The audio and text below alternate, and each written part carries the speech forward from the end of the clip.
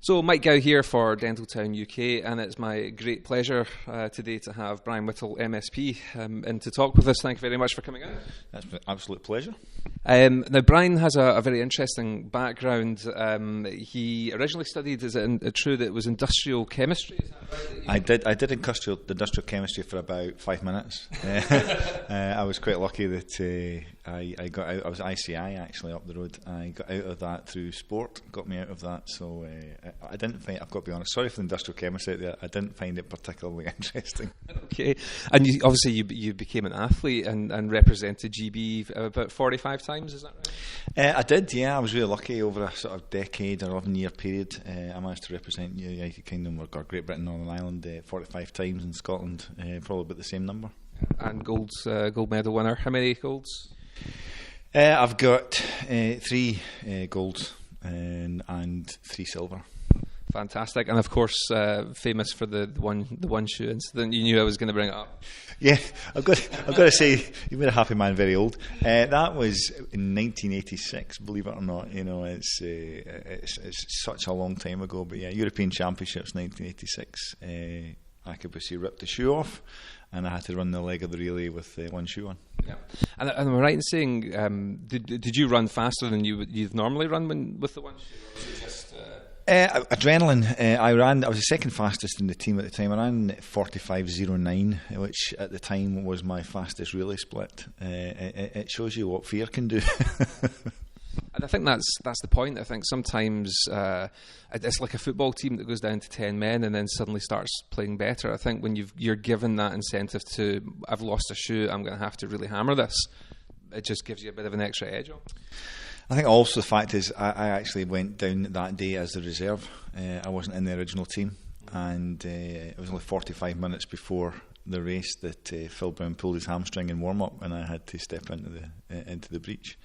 But maybe not having time to think about it helped. And I think also when you're in that environment, you know, things happen and things change, and you have to adapt. And the only options I had were keep running or stop. Stop not really being an option that everybody else would have appreciated, so you just keep going. Absolutely, and I think I actually just love it. I love it as a metaphor, as a kind of lesson that, you know, something pretty horrendous can happen to you, but if you get your head down and you just hammer it, then you can still come out the other side of it. Well, yeah. I've dined out in that story for quite a while. I used to do a lot of speeches, conference speeches around that sort of grasping opportunity and overcoming fear type scenario. And if we're prepared to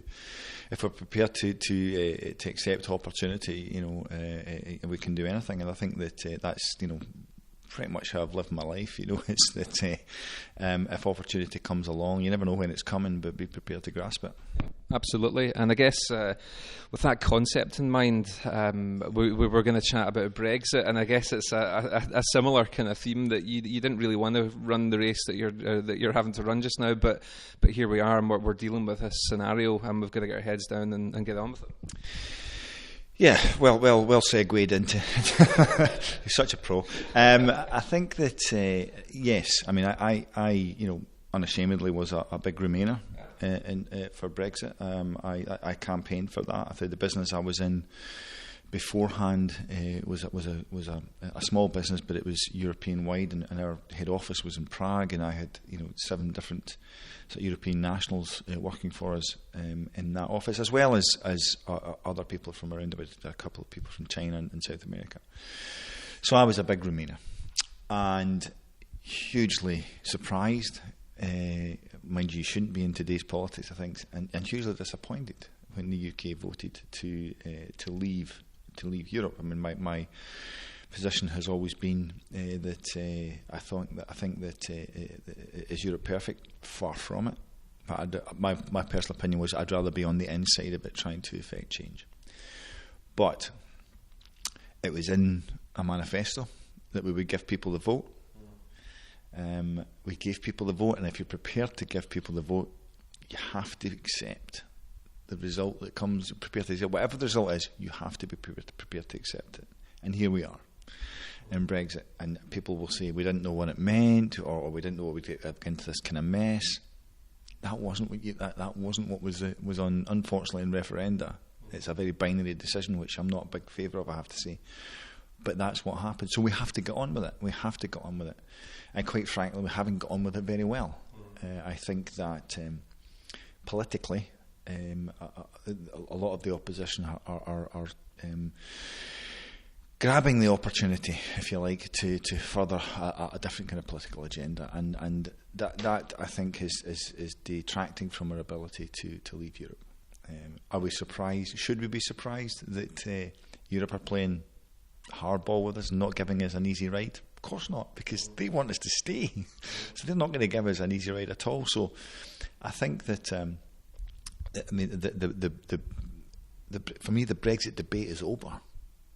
We've had that question. We now have to get on with it. We have to, look at where the opportunities lie. We have to look at where the issues are going to be, and we have to deal with them. Absolutely. And also, just obviously to mention then, because we tracked straight into Brexit there. So you're an MSP. You're a spokesperson for Wellbeing in Sport, but you also said that you work on a Brexit committee as well. Well, I'm the Health and Sport Committee. I'm the Brexit rapporteur for the Health and Sport Committee, and my representation within the party is spokesman, health, education, lifestyle and sport. Excellent. Obviously, what our viewers are going to be interested in is going to be the potential impacts of Brexit in dentistry. Now, obviously, at the time of recording, we still don't really know. We're a couple of months away from Brexit happening. We don't really know what's going to happen. Is there anything you think that healthcare generally needs to be concerned about with regards to Brexit? Well, there's not an industry that Brexit won't impact on. I think that's something we have to be upfront about. What we should be doing is looking at where the potential issues are, and then making sure that these issues are on the agenda when we're doing the negotiation. I think that's the bit that as politicians, I think that the political system in this sort of maelstrom we are has not done particularly well. There are undeniably, if we don't deal with them, there will be issues within the healthcare within healthcare industry, as in with any industry at all.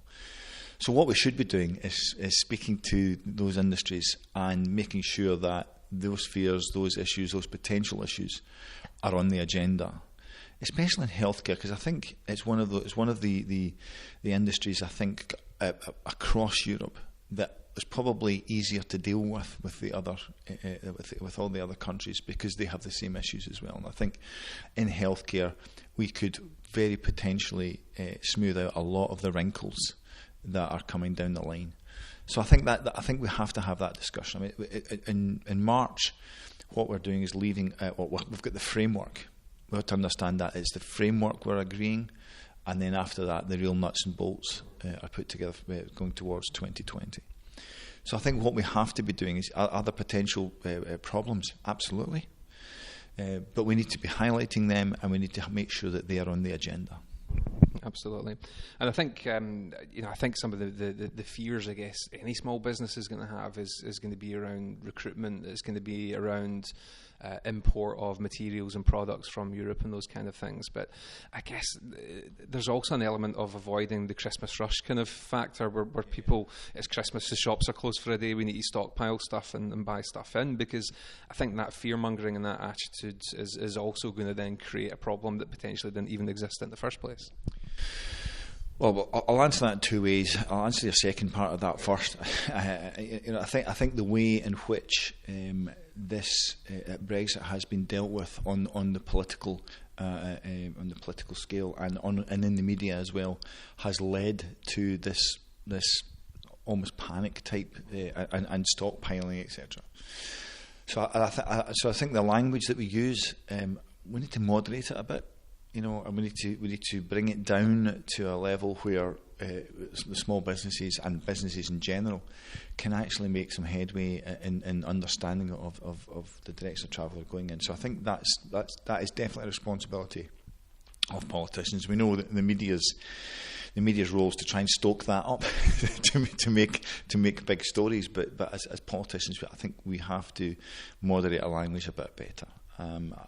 I think in terms of, it's interesting, recruitment's a really interesting one, especially within the medical profession. You will know that we've had an issue with medical recruitment for a decade. It's not Brexit. Will Brexit help? No, it won't help. But we have a much bigger problem than that. And I think what we've got to be careful of here is not hiding behind Brexit as this one reason why we have a problem within medical recruitment. And I think the other thing is that to highlight, especially within dentistry, I think that the way it looks is we're going to go. Immigration into this country, the majority of immigration into this country is from outside of Europe. And that's just a fact. So I think what we're going to do is it looks like there's going to be a sort of our immigration policy will mirror what's happened with those immigrating from outside of Europe, in that there will be a sort of a limit of what jobs we'll recruit into. And I think there's a lot of potential within there to make that system more malleable, to make sure that doesn't impact on businesses. It'll probably impact more on other businesses, I think, other than dentistry, quite frankly. I think there's more potential impact on other businesses other than dentistry. But the system can be more malleable, and it seems that that's the direction of travel we're going in. So that's my hope anyway, that we do that. We should be looking at the recruitment into the medical profession. But again, Brexit has muddied those waters.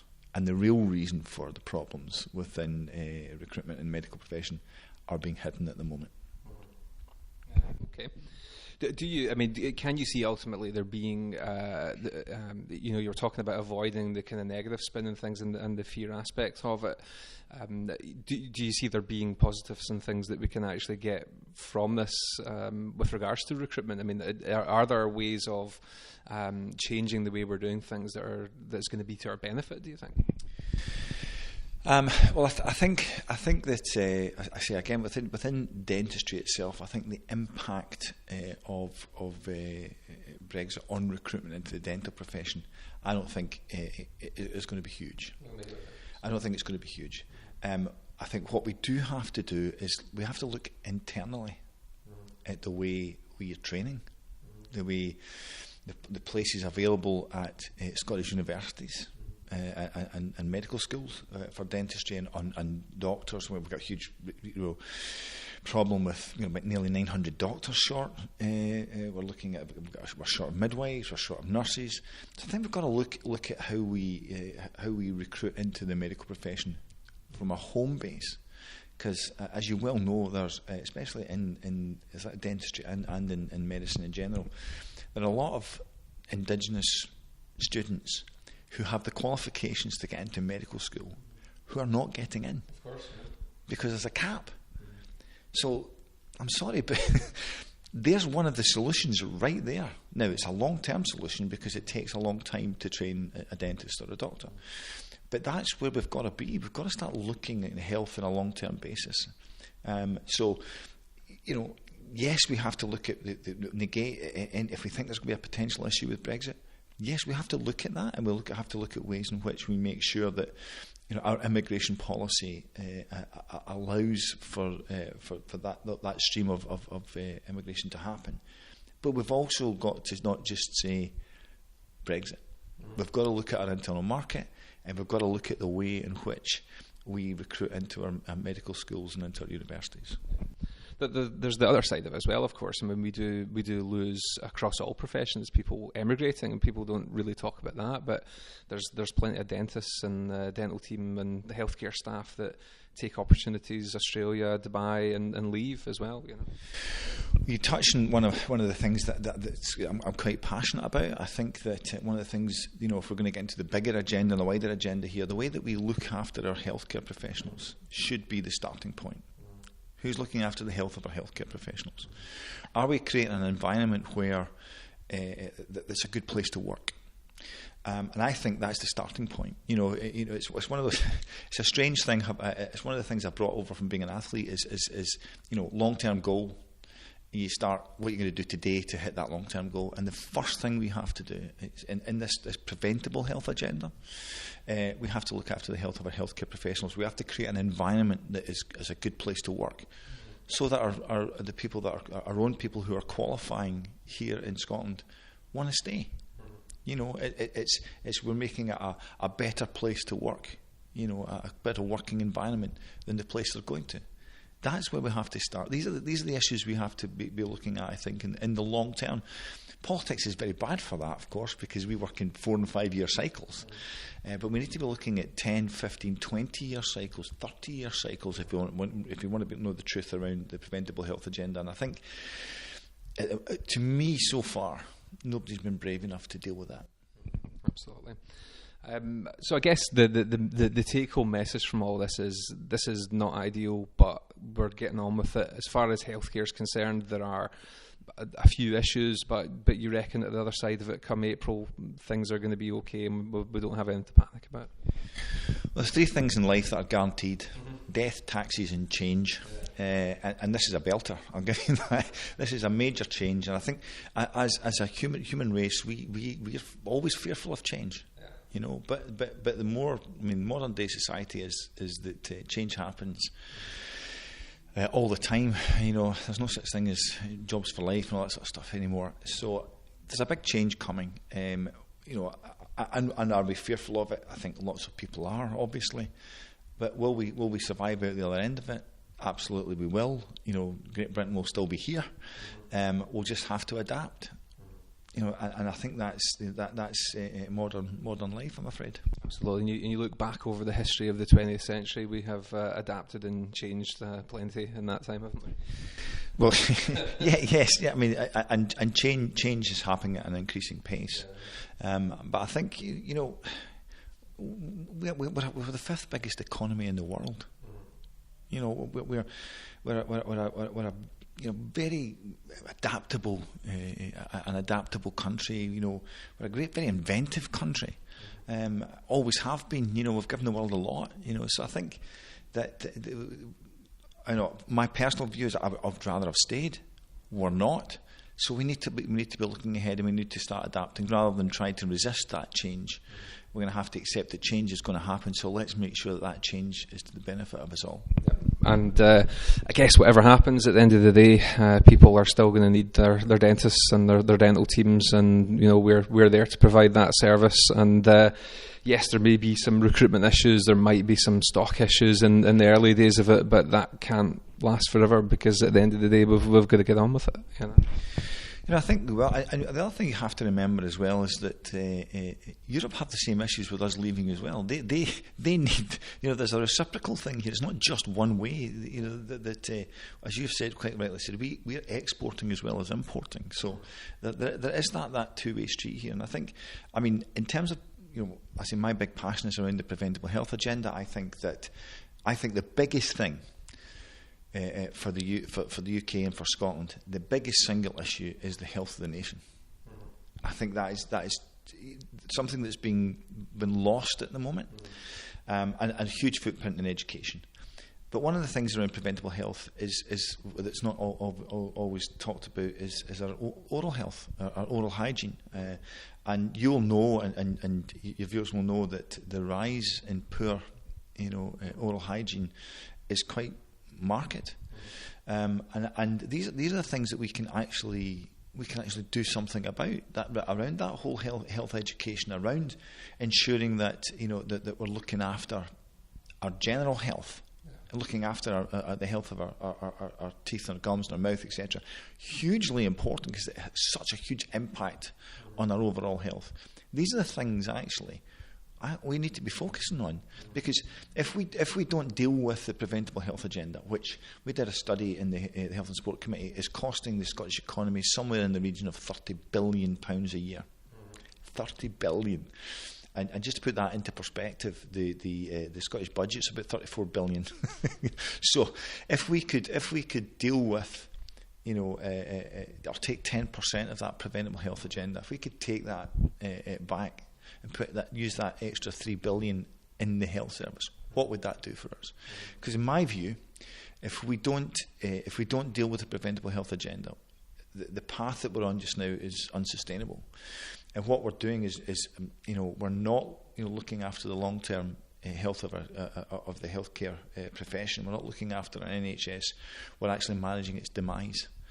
And I think that we need to radically change the way that we look at health, and through multiple portfolio application around education, around welfare, around the rural economy, where we get our food from, what we eat.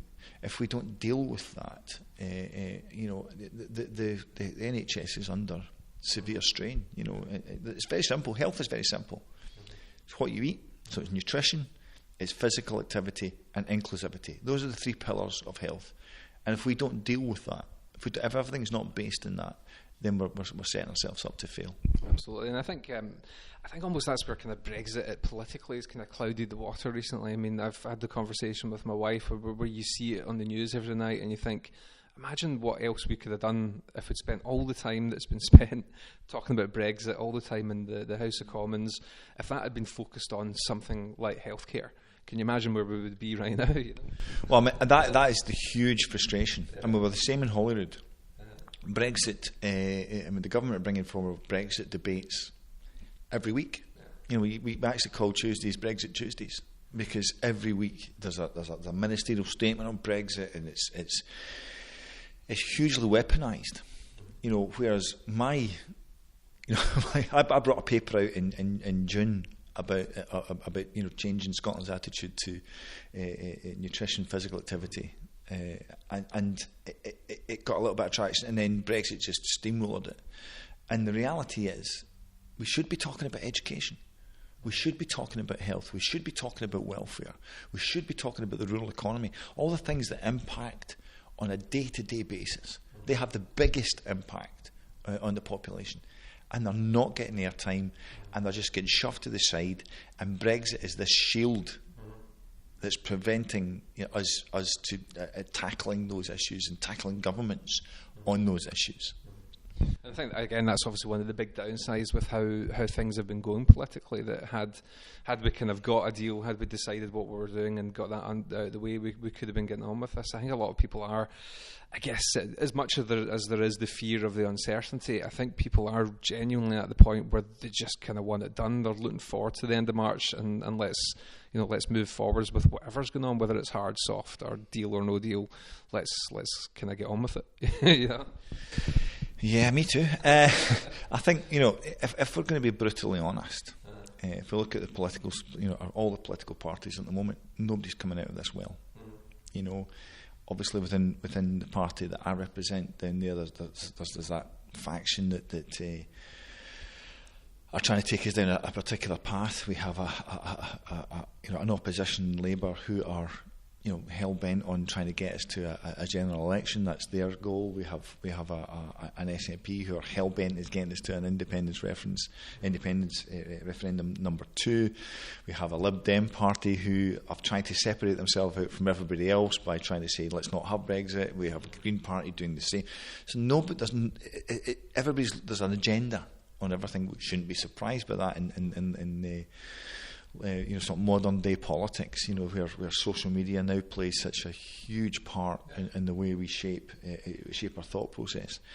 So nobody's coming out of this particularly well. I don't think it will be, once we get to whatever we get to in March. I think the options are becoming quite stark. There only are 3 options really on the table at the moment. There are the deal that Theresa May's brought back. Is it perfect? No. It's the only one that's on the table, apart from a no-deal Brexit or remain in Europe.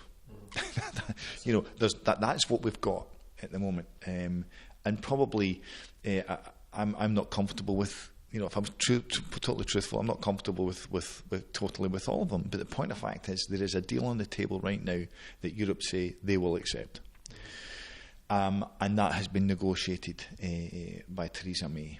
And actually, will it get through? Who knows? If it doesn't get through, what happens? We're going for, I think, the only option left, quite frankly, is a no-deal Brexit. And then negotiate with the European Union. That's the direction of travel we're going in, which is why the vote in the House of Commons is so unbelievably important, and it's whether or not politicians can put their political agenda to the side and actually consider the country, the well-being of the country first. Is where we're going to be, and I think the vote's going to be closer than some people might imagine, because when it comes down to it, looking at the alternatives in that political, they will be judged by what they vote. So it will be, and when we're doing this interview, the vote's coming up next week. So we will wait to see what happens there. But I mean, after March, we then go on to the nuts and bolts. I think that's the thing as well, though. Regardless of the outcome of this, and whether there's a deal or no deal, and whether it's Theresa May's deal, politics isn't static. So if the deal's made based on that, that's still negotiable and it can still change. If there's no deal, then of course it will evolve into something. So whatever happens, we're going to be able to evolve it, presumably. Yes, I think that if there's a no deal, then we will, our relationship with Europe ultimately changes. I mean, if there's a no deal scenario, then Europe understand that we're leaving with no deal, and that changes the dynamic from their perspective, and it changes their negotiating position as well. So the current stance, as I said earlier on, are we surprised that Europe are playing hardball? Of course we're not. We're getting an awful hard time for our immigration policy and how we are treating our European cousins who live in this, can work in this country. The way that currently our people that we've exported into Europe have been dealt with by Europe is far harsher. Nobody's talking about that. It's all about what's happening within here. So I think that if we did leave with a no deal, which I don't think is it would be great for the country in the short term, it would change the negotiating position, and it would change the attitude from Europe, because they need to have a deal as well. I think that's the other point that is often missed, is they want a deal as well. They want us not to leave, and if we are going to leave, there is a trade deficit with Europe. We export more than we import into Europe, and they'll be under the governments from all around Europe will be under pressure to keep the markets in the UK open to them. So there's a lot of moving parts to this. The current stance is they are trying to position so that we have a chance of staying. Yeah, absolutely. I think as well, what's interesting is I guess the personal feelings that Europeans probably have towards Brits as well now. I'm involved with a number of societies, and there's one society that has a British constituent of a European society, and they're very upset because the headquarters are here in the UK, and they believe the HQ should move back into Europe because Britain's not going to be in Europe anymore. And of course the UK society are saying, well, it's just the headquarters, we're still going to be part of the society. It doesn't mean that has to change. But I think that highlighted to me, when I spoke to some of the Europeans, that sense of, I guess in any relationship where one person says, I'm leaving, there's going to be a bit of kind of resentment. And I often kind of consider something like this. I felt the same with the Scottish independence referendum, that if you're the one that's saying you're leaving, it's quite difficult then to say, well, I'm leaving you and I want the CDs and I want to take this and I want to take that, because the person says, well, no, you're leaving, so see you later. Yeah, I think that's absolutely right. I think, as I said, I'll go back to that. The terms which we want, we need immigration. We are a very cosmopolitan country, but I think the language that has been used around immigration has undeniably made some people uncomfortable, and perhaps that they don't feel as welcome as they should be. And I think we have to moderate our language. You have to, it's very passionate. We're all both sides of the argument are very, very passionate. We have to moderate our language, and understand that the world is a small place, and that immigration is still going to happen. We're still going to need it. and we're still going to be very welcoming. I mean, interesting enough, in terms of this, it's like a divorce, really, as you say, who's going to get what. And for me, if you want me to be really political, it's highlighted the big issue that would happen with independence. Are we going to build a border between Scotland and England? Who's going to get the CDs? If you think that this is a trading partnership that's 4 times as big for Scotland as Europe, and it's 300 years old, and you think 40 years of intertwined policy, 300 years of intertwined policy, and we're an island. And we want to split ourselves into two. It just highlights to me why the whole independence thing would be so unbelievably divisive. This idea of having to get a passport to go from Scotland into England. I think we're going to build Hadrian's Wall again. I mean, it's just the whole thing to me is just insane. Absolutely, and as you say, there's so much has evolved within that intertwined relationship. It would just be, it would be massive. I mean, across all industries. I was talking to with some friend of mine in the haulage industry, and without, I think 60% of their business is gone into England. And the impact that would have, or potentially and the impact that would have, and trying to deregulate and all that kind of stuff, go through all the different regulations and laws and bylaws, it would just be an absolute mess, and probably make Brexit pale into insignificance compared to what would happen then. Absolutely, and that was kind of my point of view of it. Could Scotland be independent? Of course it could. Is it a good idea? I personally voted to stay in the UK, and that's very much. I feel British, and nothing would ever change that. So. Well, I mean, it was the independence referendum that dragged me kicking and screaming into politics, I have to say. I think, again, you're absolutely right. If Scotland became independent, would it survive? Of course it would survive. That's not the question. The question is, would we be better off? What would be the impact of leaving? And the reality is, the very people that they propose to look after, i.e., the sort of those, probably the sort of lower 20% or 30%, they're the ones that would actually suffer the most. Those I mean, it's kind of like, for me, like the Brexit vote. What have I got to lose? Actually, a lot more than you think. And I think that what we have to look at is, I'm passionately Scottish. Obviously, I've been really fortunate to represent my country, and passionately Scottish, especially against the old enemy. But when it comes down to it, is what's best for our country. What was interesting, you mentioned earlier on, there's almost 4 kind of factions now. There's in Scotland, it's Scottish remain in Europe, Scottish Brexit. And what was the other one? Oh, there's those that want to be independent from in the UK and independent from Europe. There's those that want to be independent from the UK but back into Europe. There's those that want to be in Europe and in the UK, and there's those that want to be in the UK but not in Europe. It just was just splitting and splitting and splitting and splitting, and that's actually what the big problem is at the moment, because they can't work out who's voting for who. And of course, there's Glasgow and Edinburgh. Well, yes, Glasgow and Edinburgh are hugely different cultures. I used to make the joke, that in Edinburgh, the tables and chairs out in the streets, a nice wee bistro, wee cafe. In Glasgow, table and chairs in the streets, an eviction. there's a huge, there's a big difference between Glasgow and Edinburgh, and that's very much a Glasgow joke. I mean, we've got a completely different sense of humour in the west of Scotland than we have in the east of Scotland. But I think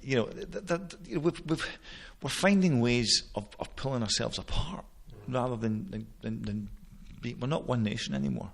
In Scotland, and to me, that's where we've got to somehow or other find a way of bringing everybody back together, because we're tearing the country apart.